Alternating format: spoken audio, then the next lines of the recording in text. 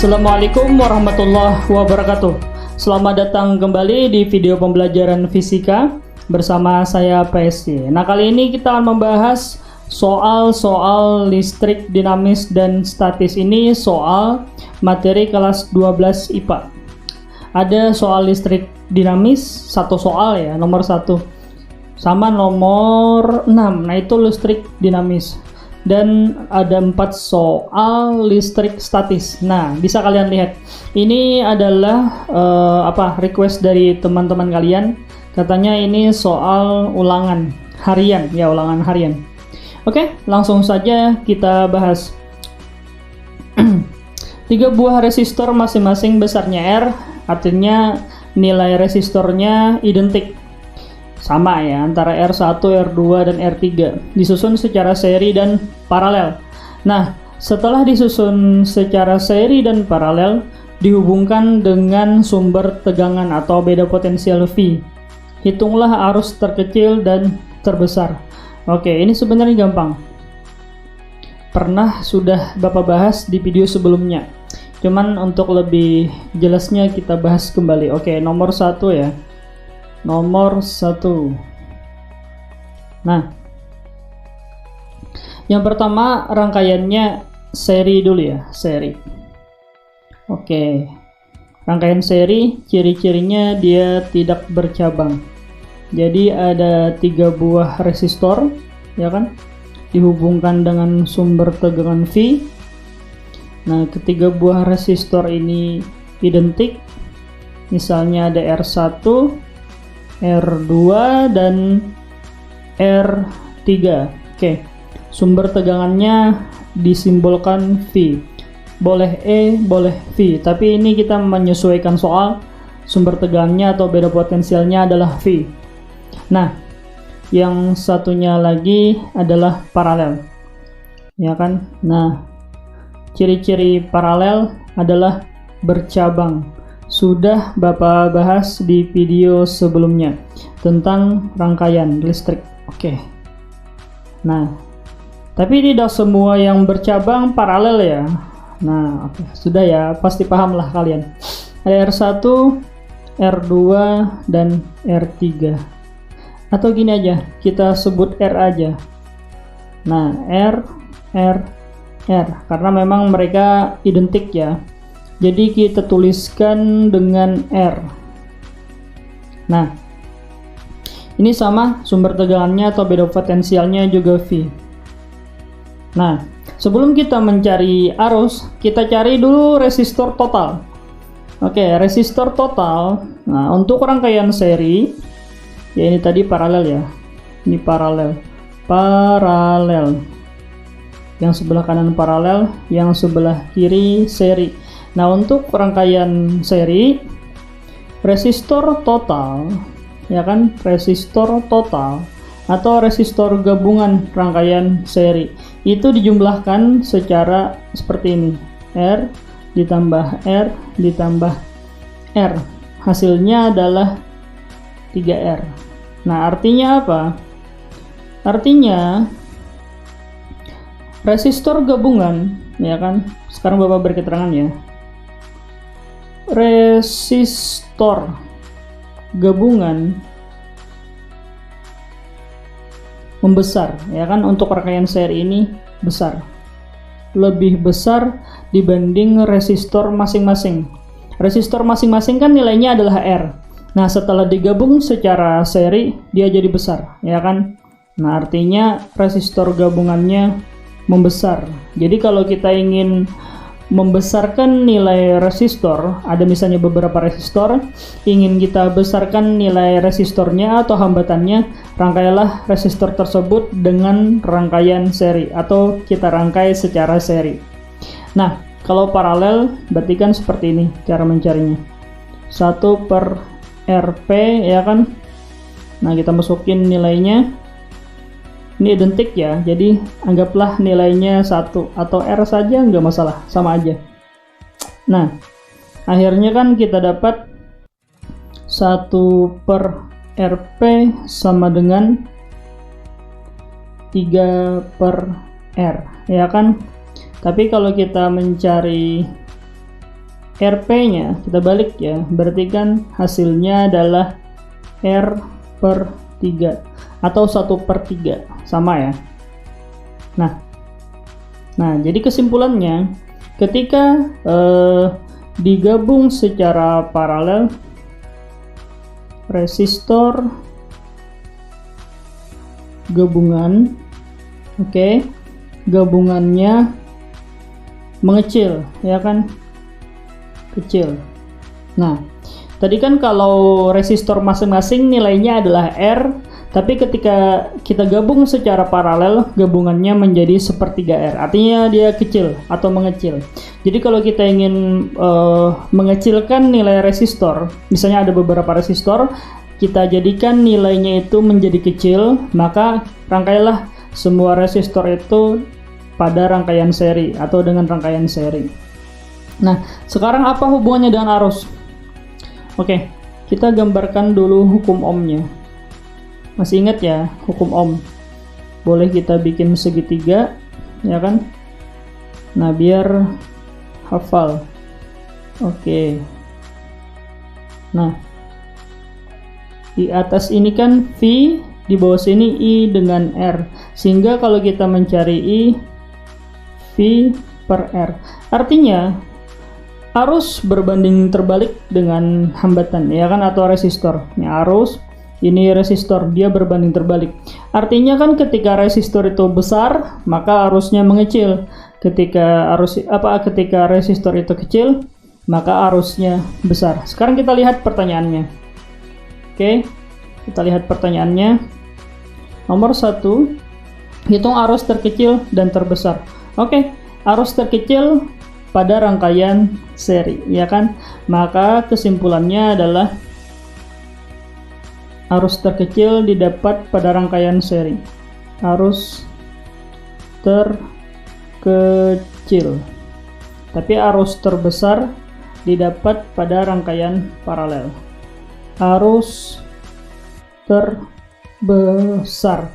Alasannya apa? Alasannya tadi karena resistor gabungannya pada rangkaian seri besar, ya kan, sehingga arusnya kecil. Kalau pada rangkaian paralel arusnya terbesar karena resistor gabungan pada rangkaian paralel menjadi kecil, ya kan. Nah, sedangkan arus dan hambatan atau resistor dia berbanding terbalik. Jadi jawabannya untuk arus terkecil itu dirangkai secara seri resistornya, untuk arus terbesar resistornya kita rangkai secara paralel. Oke, paham ya? Kita lanjut nomor selanjutnya. Nomor selanjutnya 3 buah kapasitor. Oke, kalau nomor 1 tadi resistor. Resistor itu hambatan, alat yang dipakai untuk menghambat aliran listrik. Kalau yang ini adalah kapasitor. Nah, kapasitor ini adalah alat yang berfungsi untuk menyimpan muatan listrik. Ketika disusun secara seri dan paralel, lalu dihubungkan lagi dengan beda potensial atau V, hitunglah muatan terbesar dan terkecil. Nah, untuk nomor 2 ini, babnya adalah listrik statis, yaitu pada kapasitor. Oke, kita bahas. Nah, nomor 2. Perlu kalian ketahui kalau resistor tadi kan simbolnya adalah R, lambang pada rangkaian seperti ini. Nah, itu kan resistor. Nah, kalau kapasitor simbolnya adalah C. Nah, jadi kapasitor itu simbolnya adalah C, lambang pada rangkaian listrik 2 buah garis yang sama panjang. Kalau satu panjang satu pendek, ini sumber tegangan volt ya kan, sumber tegangan DC, ya kan, panjang positif, pendek negatif.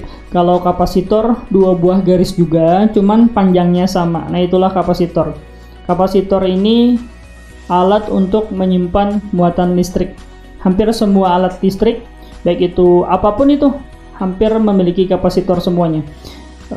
Fungsinya tadi apa? Untuk menyimpan muatan listrik. Satuannya adalah Farad.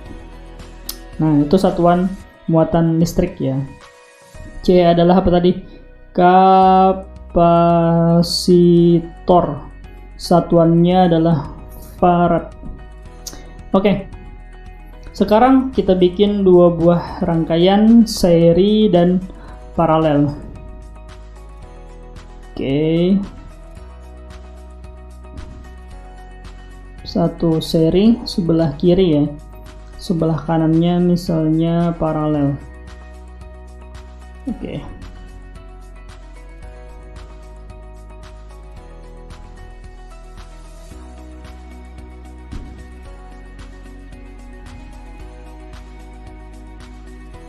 Nah, ada 3 buah ya. Oke. Nah, misalnya ada kapasitor 1 ya kan, C1, C2 dan C3. Nah, dihubungkan dengan sumber tegangan DC. Tapi ini nilainya sama ya. Jadi kita anggap C, dan C karena nilainya sama. Oke, sekarang rangkaian paralelnya.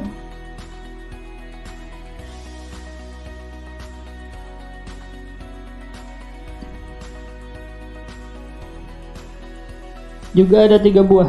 Jadi ada C1 ya kan, ada C2, ada C3. Tapi kita anggap C aja karena dia sama ya, identik lah. Nah, juga dihubungkan dengan sumber tegangan. Oke. Nah, cara menggabung nilai kapasitor itu berkebalikan dengan resistor. Coba kita lihat resistor tadi. Resistor itu ketika rangkaiannya seri, cara menggabungnya adalah dijumlah seperti ini ya kan, ditambah langsung aja. Tapi kalau paralel dia pakai seper. Nah, itu kalau resistor, sehingga ketika resistor digabung secara seri nilai resistornya membesar, tapi kalau paralel digabung secara kalau resistor digabung secara paralel maka nilai resistornya mengecil. Nah, kalau kapasitor itu berkebalikan dengan resistor. Jadi kalau kita menggabung kapasitor atau kapasitor ekivalen lah istilahnya secara seri itu dengan per. Nah, jadi seper C ditambah 1 per C ditambah 1 per C karena berkebalikan dan resistor, sehingga kalau kita teruskan 3 per C didapatlah kapasitor total gabungan rangkaian seri dibalik ya, berarti kan C per 3. Nah, inilah hasilnya. Tapi kalau secara paralel berarti yang kebalikan dari resistor, yaitu langsung kita tambahkan C ditambah dengan C ditambah dengan C, maka hasilnya adalah 3C. Nah, coba kita simpulkan kembali. Oke. Ketika dia disusun secara seri, nilai kapasitor gabungan mengecil ya kan. Nah, mengecil atau kecil lah. Nah, tapi kalau kita rangkai secara paralel, nilai kapasitor gabungan besar ya kan. Nah, kebalikan dari resistor. Sekarang apa hubungannya kapasitor dengan muatan listrik? Nah, oke. Muatan listrik itu adalah Q. Rumusnya adalah kapasitor dikali dengan tegangan listrik atau potensial atau beda potensial. Jadi untuk mencari muatan listrik, kapasitor, nilai kapasitor atau kapasitansi kita kali dengan potensial listrik. Nah, sekarang Bapak beri keterangan Q ini adalah muatan listrik. Oke. Q adalah muatan. Kalian boleh Q besar atau Q kecil sama aja ya. Muatan listrik. Satuannya biasanya adalah C. Tapi Bapak tuliskan ini kolom. Nah, pasti kalian ingat. C tadi kapasitor ya. C tadi kapasitor. Satuannya adalah F. Itu farad ya. Kalau V ini tegangan. Oke, V tegangan. Nah, sehingga kalau kita simpulkan, apa hubungan muatan dengan kapasitor? Nah, muatan itu, muatan listrik atau Q itu sebanding atau berbanding lurus juga boleh dengan kapasitor, ya kan, kapasitor atau C. Dari rumus ini bisa kita lihat Q sama dengan C kali V, artinya Q sebanding dengan C. Apabila kapasitornya besar, maka nilai muatan listriknya pun juga besar. Begitu juga sebaliknya, apabila nilai kapasitornya kecil, maka nilai muatan listrik juga kecil. Kembali ke pertanyaan, mana nilai muatan listrik yang kecil? Maka jawabannya adalah yang rangkaian seri, karena kapasitor gabungannya juga kecil. Nah, sehingga muatan listrik pada rangkaian seri ya, maksudnya kecil, karena dia sebanding dengan nilai kapasitor gabungannya. Nah, kalau paralel berarti kebalikannya, maka muatan listrik pada rangkaian besar.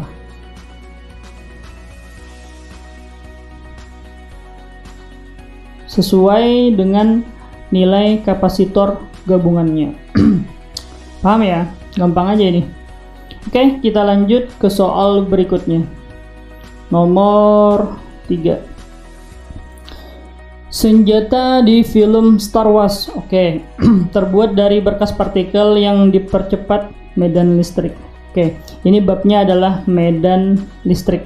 Medan listrik itu pengertiannya adalah daerah yang memiliki muatan listrik. Misalnya kita ini kan berada di medan gravitasi, berarti kita berada di daerah yang mengalami gaya gravitasi, atau daerah tersebut setiap benda yang berada di daerah tersebut akan mengalami gaya gravitasi.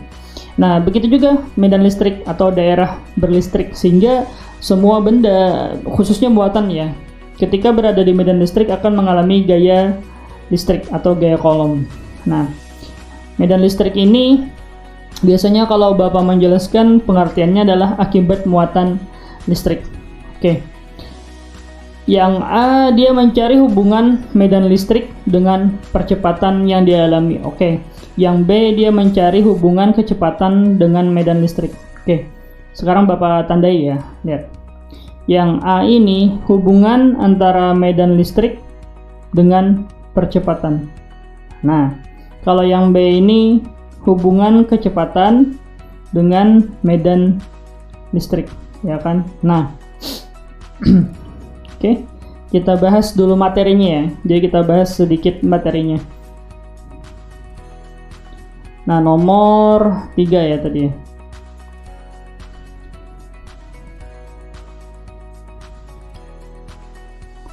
Nah, medan listrik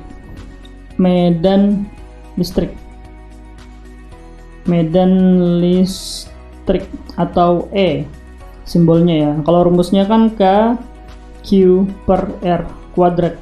Nah, medan listrik ini adalah daerah yang memiliki muatan listrik yang diakibatkan oleh muatan listrik itu tadi, atau muatan sumber lah intinya.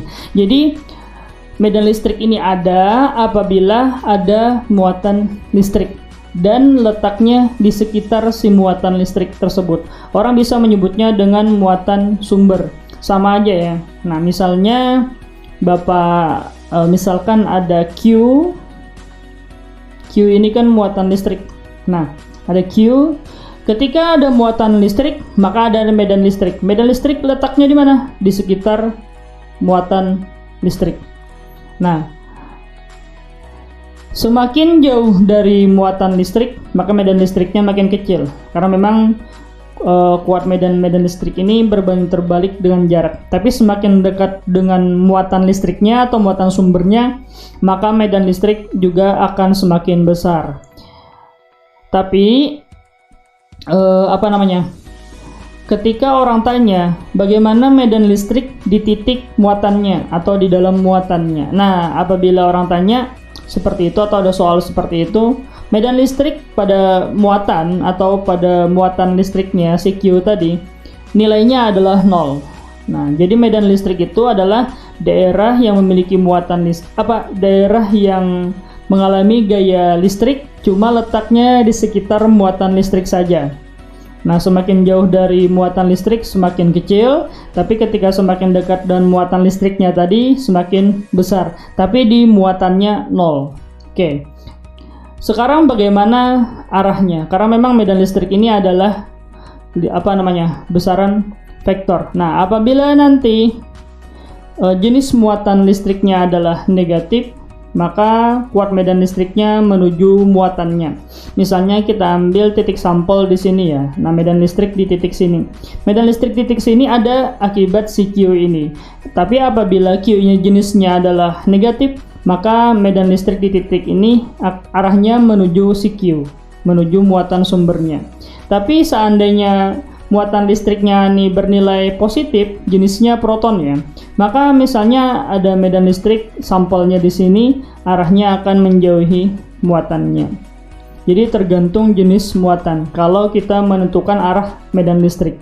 Nah, jadi sekarang Bapak tekankan kembali, pengertian medan listrik adalah daerah berlistrik, di mana di daerah tersebut mengalami gaya listrik yang di mana medan listrik ini diakibatkan oleh si muatan listrik atau muatan sumber. Semakin dekat dengan muatan listriknya semakin besar, semakin jauh dari muatan listriknya medan listriknya semakin kecil. Tapi ketika di muatannya atau di Q-nya medan listriknya 0. Dan medan listrik memiliki arah. Apabila jenis muatan sumbernya adalah positif, maka arah medan listrik di sekitar muatan tersebut arahnya menjauhi sumber listriknya atau sumber muatannya tadi atau muatan sumbernya. Nah, tapi apabila kebalikannya jenis muatan listriknya adalah negatif atau elektron, maka medan listriknya menuju muatan listriknya. Nah, sekarang bagaimana kita mencari hubungan medan listrik dengan kecepatan? Percepatan ya. Yang pertama dulu ya. Yang A tadi kita mencari hubungan medan listrik dengan percepatan. Oke. Medan listrik itu selain rumusnya K Q per R kuadrat. Nah, rumus medan listrik atau E caranya adalah gaya listrik atau gaya kolom dibagi dengan Q. Nah, kalau kita mencari F, maka E dikali dengan Q sama dengan F, ya kan? Dimana Q adalah muatan listrik dan F ini adalah gaya listriknya atau gaya kolom. Nah, kalau kita pecah lagi, E dikali dengan Q, F-nya kita pecah menjadi M dikali dengan A. Nah, didapatlah hubungan antara medan listrik dengan percepatan yang dialami muatan. Oke, ternyata mereka adalah sebanding, ya kan? Nah, sekarang Bapak beri keterangan. E tadi adalah medan listriknya, Q adalah muatannya atau muatan listriknya, M adalah massa. Massa siapa? Massa muatan. Nah, jadi massa muatan listrik. Nah, satuannya adalah kilogram. Nah, A ini adalah percepatan si muatan listrik tadi. Percepatan. Satuannya kan meter per sekon kuadrat. Nah, kalau dia proton berarti massa proton, muatannya juga muatan proton. Kalau dia elektron ya massa elektron. Oke, jadi kita dapat hubungan medan listrik dengan percepatan sebanding. Tinggal kalian masukin nilainya ya. Ini kan di soal ada medan listriknya 2 kali 10 pangkat 4, ya kan? Q-nya yang mana? Nah, ini Q-nya, muatannya 1,6 kali 10 pangkat min 19. Massanya yang ini 1,6 kali 10 min 27. Atau kita teruskan ya, misalnya kita masukkan nilainya. E-nya tadi 2 ya. Coba kita cek dulu. Ya kan?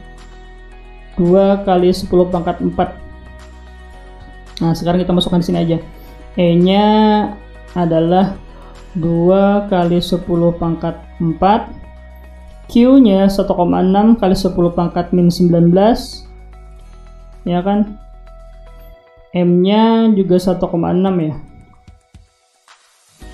Nah ya, kali 10 pangkat min 27 kg dikali dengan A atau percepatan. Kalau kita coret, cret ya kan. Nah, sehingga percepatan yang didapat adalah 2 kali 10, ini kan 4 dengan min 19 jadi min 15 ya kan, di bawah per 10 min 27 sama dengan A. Kalau kita teruskan, min 15 dikurang min 27, maka jawabannya adalah 2 kali 10 berpangkat berapa ini? 5 ditambah 7, 12 ya. Nah, ya kan? Meter per sekon kuadrat. Nah, inilah nilai percepatan si partikel, bukan partikel sih, muatan listrik tadi. Kayaknya tadi proton ya kata-katanya. Coba kita lihat soalnya. Muatan listriknya adalah partikel bebas ya, jenisnya proton. Nah, oke, bisa ya. Sekarang kita yang B, mencari hubungan kuat medan dengan kecepatannya. Oke, selanjutnya yang B. Berapakah kecepatan proton? Nah, intinya kan yang B ini mencari hubungan kecepatan dengan medan listrik. Kalau yang A tadi kan hubungan percepatan dengan medan listrik. Oke, sekarang kita yang B. Kita mencari hubungan kecepatan dengan medan listrik. Oke, itu diambil dari energi potensial listrik sama dengan energi kinetik. Nah, oke, kita kurung dulu. Energi potensial di sini bukan energi potensial pada ketinggian ya. Kan kalau kita tahu energi potensial itu yang M kali G kali H itu berarti energi potensial pada ketinggian tertentu. Nah, ini energi potensial pada listrik. Nah, ini yang dimaksud adalah energi potensialnya pada listrik atau pada muatan listrik lebih tepatnya. Nah, pada muatan listrik, bukan pada ketinggian tertentu. Energi potensial pada muatan listrik dirumuskan K Q dikali Q per R sama dengan energi kinetik pada materi ini setengah mv kuadrat. Nah, yang kita cari hubungan kuat medan dengan potensi A dengan kecepatan ya, dengan V. Nah, kuat medan di sini sudah dilebur menjadi energi potensial listrik. Nah, oke, kalau kita teruskan akhirnya kan 2 dikali dengan K dikali dengan Q kuadrat per M dikali dengan R sama dengan V kuadrat. Nah, V inilah yang kita cari. Kita mencari kecepatan pada muatan listrik yaitu proton. Oke, tinggal dimasukkan aja nilainya. Tadi kan kita sudah tahu K nilainya adalah 9 kali 10 berpangkat 9. Q nya tadi kan 1,6 kali 10 pangkat min 19. Nah, masanya kan tadi di soal sudah dikasih tahu juga 1,6 kali 10 pangkat min 27 kg. Nah, di sini jari-jarinya atau jaraknya ya ini sepanjang 1,5 cm. Oke, 1,5 kalau kita jadikan meter kali 10 pangkat min 2. Nah, sama dengan V kuadrat. Tinggal kita hitung. Gampang ya. Kalian hitung sendiri aja nanti. Tapi caranya seperti ini ya. Yang penting kan caranya paham. Oke, kita lanjut ke soal berikutnya. Masih tentang listrik statis.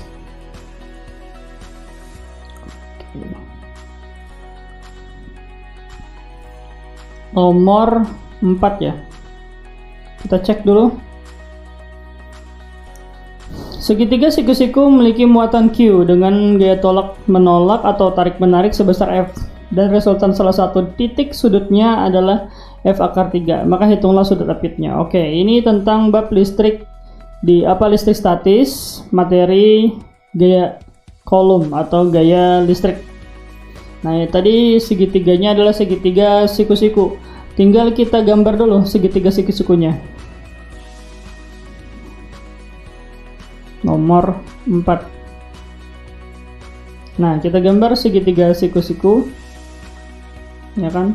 Nah, yang kita cari nanti adalah sudut apitnya.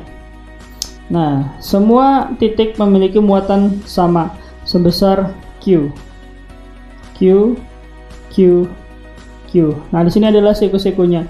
Anggaplah sudut yang ingin kita cari di sini. Nah, di mana resultan gaya di resultan gaya di titik sini nilainya adalah F akar 3. Artinya apa? Artinya F1 nilainya adalah F, F2 nilainya juga adalah F, ya kan? Tadi kan katanya F-nya sama, nilainya sebesar F. Nah, ya kan nih. Nah, sekarang kita resultankan. Ketika kita dapat resultannya dari dua buah gaya F1 F2 ini, nah, inilah resultannya, di mana nilai resultannya adalah F akar 3. Artinya, kita mencari sudut yang nilai F1-nya adalah F, F2-nya adalah F, dan resultannya adalah akar 3. Sekarang kita masukkan ke rumusnya dulu. Resultan sama dengan akar F1 kuadrat ditambah F2 kuadrat ditambah 2 kali F1 dikali dengan F2 dikali sudut apitnya, cos sudut apitnya. Oke, kita masukin. Resultan kedua gayanya adalah F akar 3, ya kan? Nah, dimana nilai F1 F2-nya nilainya adalah sama. Berarti kan F kuadrat ditambah F kuadrat ditambah 2 kali F1 F2-nya sama ya, F dan F cos theta. Nah, sudut inilah yang kita cari. Kalau kita kuadratkan kiri kanan, akhirnya F kuadrat dikali 3, ya kan? Di sini kalau kita tambahkan F kuadrat ditambah dengan F kuadrat menjadi 2F kuadrat. Akarnya hilang ya, 2F kuadrat. Nah, yang ini kita tukar, F kuadrat kali 3 ini kita tukar menjadi 3F kuadrat. Kenapa seperti ini tadi? Karena kita akarkan kiri kanan, bukan, kita kuadratkan kiri dan kanan. Tujuannya untuk menghilangkan akar ya. Oke, terus 2 kali F jadi F kuadrat cos theta. 3F pindah ruas, bukan, 2F nya pindah ruas. Nah, ya kan, 2F kuadrat cos theta. Ini kan menjadi F kuadrat sama dengan 2F kuadrat cos theta. Ini bisa kita coret ya. Ya kan, kita coret F dan F-nya. Misalnya di sini 1. Kalau kita teruskan, akhirnya 1 sama dengan 2 kali cos theta. Maka cos theta sama dengan 1/2. Cos berapa yang hasilnya 1/2? Yaitu 60 derajat. Nah, didapatlah sudut apit mereka nilainya adalah 60 derajat. Nah, gampang kan?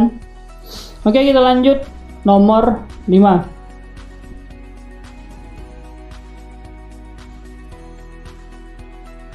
Oke. Nah, nomor 5. Dua buah muatan QA, Q dan QB. QA 4 mikrokolom, ini mikro ya. QB-nya min 9 mikrokolom.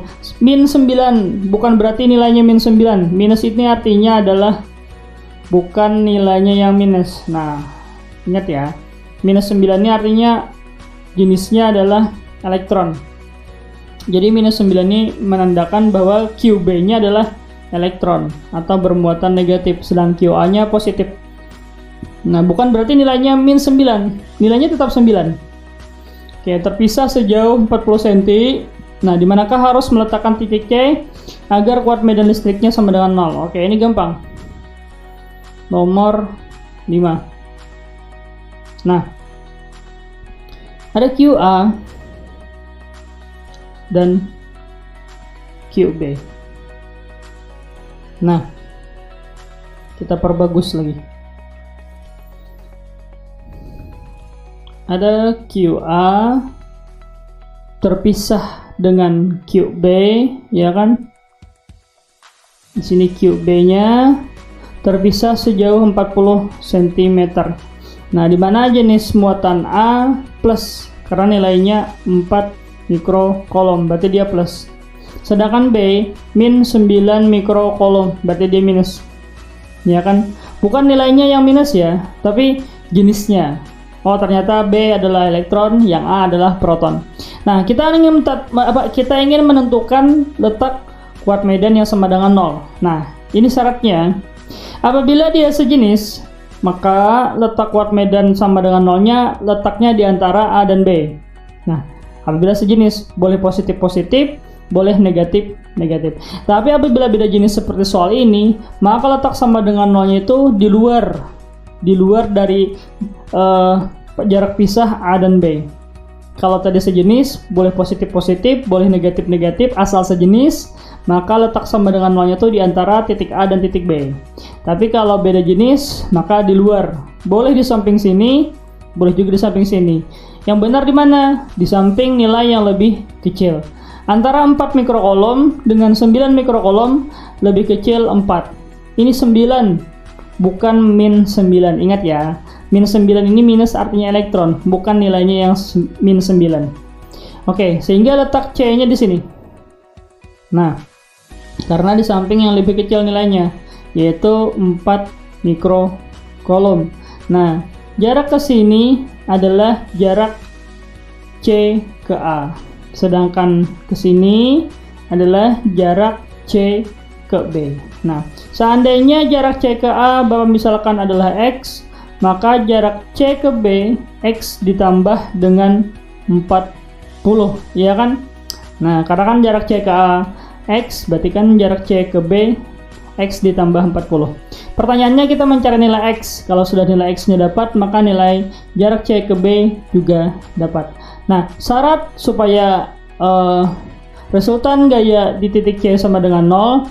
Nah, selain dia beda arah, yaitu nilai F atau nilai gaya, bukan gaya ya, kuat medan.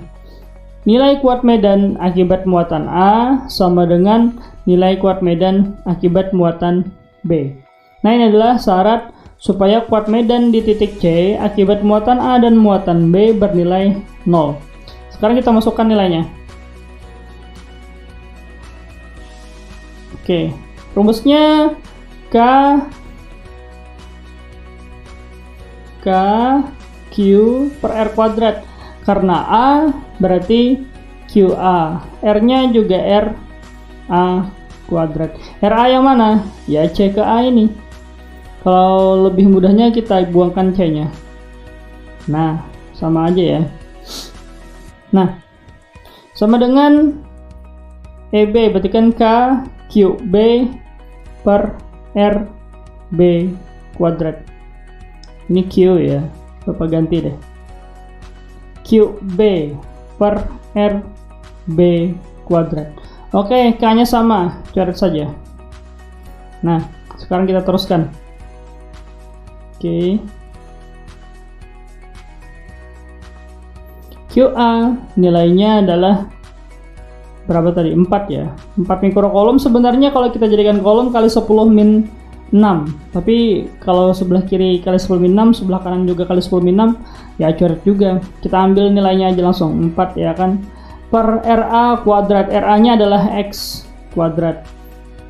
QB-nya 9 ya. Nggak usah dibuat minusnya, karena minus itu bukan nilainya, cuma jenisnya aja elektron. Oke, berarti ini X plus 40 kuadrat. Nah, ya kan, tujuannya step selanjutnya kita akarkan. Tujuannya apa? Untuk menghilangkan kuadrat. Jadi kita akarkan kiri dan kanan, tujuannya untuk menghilangkan kuadrat atau secara manipulasi lah intinya. kan nilainya sama saja, kiri kanan diakarkan. Akar 4 adalah 2, akar X kuadrat adalah X, akar 9 adalah 3. Nah ini hilang kuadratnya, X plus 40. Sekarang kita kali silang. Oke. Nah, kalau kita kali silang, berarti kan 3 kali X, 3X, sama dengan 2 kali X, 2X, ditambah 2 kali 40, 80. Pindah ruas, 3X min 2X, maka hasilnya adalah X sama dengan 80 cm. Nah, kita dapat ternyata letak C, di mana nilai kuat medan di titik C sama dengan 0, letaknya di luar dari jarak A dan B, tepatnya di samping muatan A, karena muatan A nilainya lebih kecil, yaitu di kiri muatan A sejauh 80 cm, atau di kiri muatan B sejauh 80 tambah 40 berarti 120 cm. Bisa ya? Gampang kan? Kalau nggak paham, diulang lagi lah videonya. Ini materialisasi statis, gampang aja. Nah inilah berlaku untuk kuat medan dan gaya listrik atau gaya kolom. Sama, caranya juga sama. Oke, kita lanjut ke soal terakhir. Kayaknya soal terakhir ini uraian ya. Jelaskan mana yang lebih besar antara hambatan pada lampu dan pada kawat penghantar. Sebenarnya karena cuma menganalisa seperti ini ya, kita cuma menganalisa, bukan memastikan ya kan, karena memang kan besar hambatan harus disertakan dengan nilainya. Nah cuma gini, hambatan pada lampu itu mempengaruhi hambatan pada lampu itu mempengaruhi terangnya lampu, terang dan redupnya lampu. Nah kalau kita tuliskan rumus daya ya, lampu itu kan biasanya tergantung daya listriknya. Biasanya kalau kita beli lampu, beli lampu misalnya lampu Philips, pasti ditanya balik sama Om, mau minta berapa watt. Nah kan gitu, artinya diantara pengaruh terang gelapnya si lampu yaitu watt si lampu, karena memang untuk tegangan kita sama semuanya ya. Untuk tegangan listrik pada PLN di rumah-rumah kita atau di gedung-gedung rata-rata memang efektifnya 220 watt. Tinggal kita mengganti watt pada lampu. Nah, jadi kalau kita mencari watt daya ya, daya pada lampu P ini pada lampu, maka caranya adalah tegangan kuadrat per R. Nah, ketika R-nya besar, maka lampunya akan redup.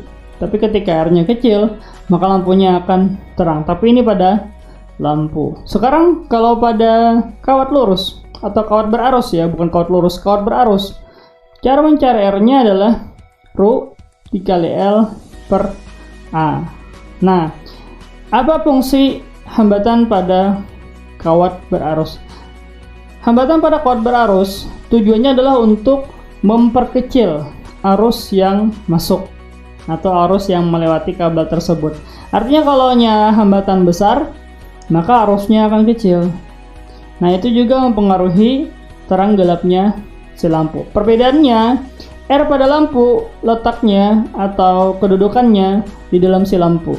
Nah, perlu ada R pada lampu. Tujuannya apa?